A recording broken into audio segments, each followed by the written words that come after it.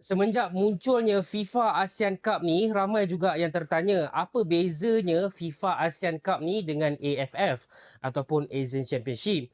So dalam video kali ni aku akan explain apakah perbezaannya, kredit kepada Sea Asia Gold untuk gambar-gambar ni. And macam biasa guys, kalau korang nak support Wibro boleh tekan butang follow dekat sini dan tekan Okey, pertama sekali perbezaan paling utama antara dua tournament ni adalah FIFA kalender.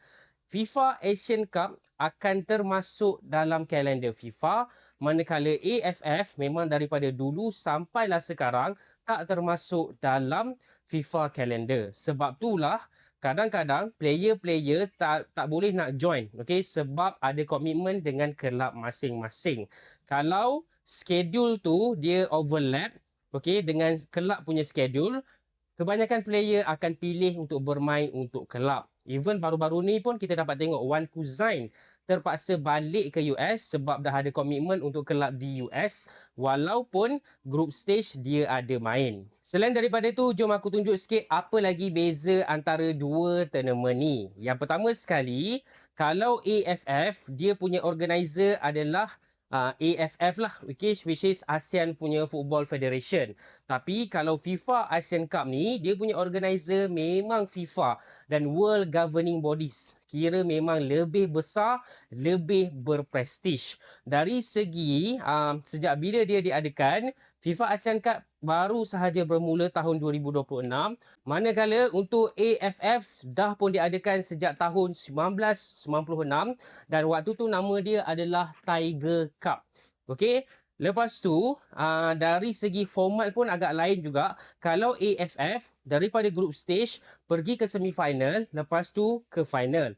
Tapi dari segi AFF group stage terus ke final. Adakah FIFA ASEAN Cup akan menggantikan AFF ataupun ASEAN Championship? Setakat ni masih lagi belum ada update, tapi aku percaya suatu hari nanti bila orang dah start nampak yang tournament FIFA ASEAN Cup ni tournament yang besar, tournament yang bagus, aku rasa one day mungkin diorang akan replace AFF. So untuk FIFA ASEAN Cup 2026 ini adalah tim-tim yang terlibat, yang mana kebanyakannya memang tim-tim Asia Tenggara. Lepas tu ada juga jemputan tim luar iaitu India dan juga Pakistan. Kalau korang tengok grup dia terbahagi kepada dua division.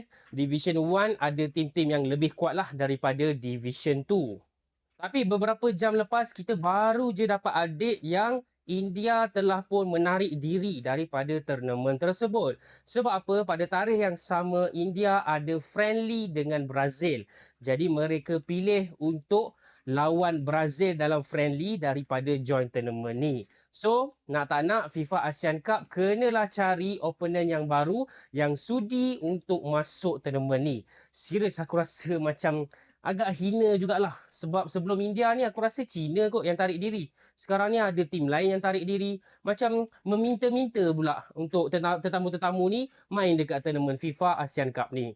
Okey, korang berikan pendapat korang dekat bawah. And kalau korang belum beli lagi jersey Harimau Malaya, korang boleh check link kat bawah.